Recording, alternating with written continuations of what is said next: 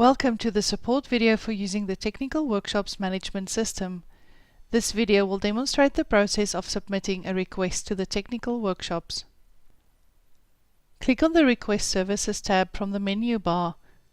If you are affiliated to more than one Technical Workshop facility, ensure that you are submitting your request to the correct facility through opening Select Facility drop-down and choosing the appropriate facility.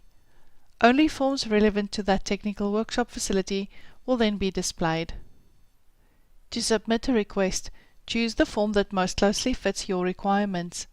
For example, if you would like the Technical Workshop to build a new or modify an existing instrument, device or component, please select New Build Modification. If you require repair or maintenance services for an instrument or piece of research or teaching infrastructure, then please select Repair Maintenance. Alternatively, if you are unsure of your needs and would like to discuss them with a technician or would like advice from a technician, please select Consultation Request and a technician will be in touch to arrange a time to discuss your request with you. The New Build Modification and Repair Maintenance forms have 4 sections each. These are Job Details, Hazards, Hazards Declaration, and Lab and Payment Account Information. The Consultation Request form has 2 sections, Job Details and Lab and Payment Account Information. In the Job Details section, please provide a job title. This field has a limit of 50 characters. To provide more information relating to your request, please use the Job Description field. All forms have these fields. For the Repair Maintenance form only, please provide a building number and/or room number or location if the instrument or piece of research or teaching infrastructure is not portable and a site visit is required. Select Response Required By from the drop-down to indicate to the technician how soon you require to be contacted to discuss your request. If you have any dependencies or a date that you require the job to be completed by, please specify that date in Required Completion Date. These fields are not present in the Consultation Request form. If you have any documents related to the job, you can upload one or more documents in the Attachments field. Please note that there is a maximum size limit of 10 MB per file upload. If this request is related to a previous job request, you can link the related job ID from your previous requests that are displayed in the drop-down list. For more information on this field, hover over the info icon. The Hazard section is mandatory for the New Build Modification and Repair Maintenance forms only. The questions displayed are conditional upon your previous responses. Please indicate if your request will involve the Technical Workshops working on any pieces of existing parts or equipment. This question is important because the technicians will need to know if the parts or equipment have been in contact with any hazardous substances or if they are capable of emitting any hazardous energy, for example heat or high voltages. Also, please indicate if you are providing any raw materials to the Technical Workshop as part of the job.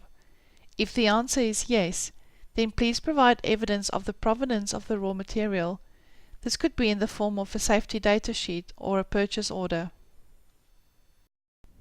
Finally, please indicate if the job requires a site visit. If an induction or on-site escort is required, provide either the contact details for the on-site escort or the information on how to obtain an induction. If you are aware of any site hazards, please select the relevant hazards from the drop-down list. Please note that depending on your responses, you may be required to answer further questions to provide further clarification. In the Hazards Declaration section, please click on the checkbox to acknowledge that the information provided by you is correct to the best of your knowledge. The Lab and Payment Account Information section collects all the necessary information to identify the requester and to process the payments. The designation displayed will be that which you selected during registration. If you have more than one role at the ANU and the designation displayed is incorrect, Please use the drop-down to select the designation that is most relevant to your capacity as a technical workshop customer. The fund manager is the lead chief investigator, or the business or project manager responsible for the General Ledger Code, or GLC, that will be provided with each request submitted to the technical workshops. Please note that the default fund manager displayed is your supervisor for purposes of this request only. If the displayed fund manager is incorrect, please conduct a person search. To search the fund manager field, please click on the search icon, enter the first and last name, and click on the second search icon. Then select the appropriate role from the designation field. There may be more than one result. The fund manager can be updated each time a new request to the technical workshop is submitted. The department name and research school displayed will be linked to that of the fund manager role. There is an optional field for your phone number if you wish. Each request requires a validated charge code before being able to submit. The charge code is the General Ledger Code, or GLC, that will be used to recover the charges for using the technical workshop services. Please enter the charge code in the following format: fund code, for example SQ or R, the department ID, and the project ID if applicable. Click on the search icon to validate the charge code. If it's an invalid charge code, it will display invalid charge code in red text. If the charge code provided is validated, it will display the account name in a green text. Please note that you will not be able to submit the request unless a validated charge code is provided.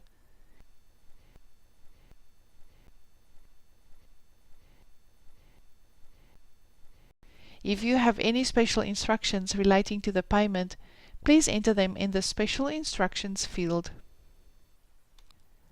To submit the form, select the Submit button. If you select Submit without providing all mandatory information, the missing information will be highlighted in red at the bottom of the screen. You can save your progress at any time by selecting the Save as Draft button. Click on OK if you are certain that you would like to submit the form. All requests, including drafts, will be saved in your My Request tab under the My Homepage heading. Thank you for your interest in the Technical Workshops Management System. Further information is available on the link displayed on your screen now.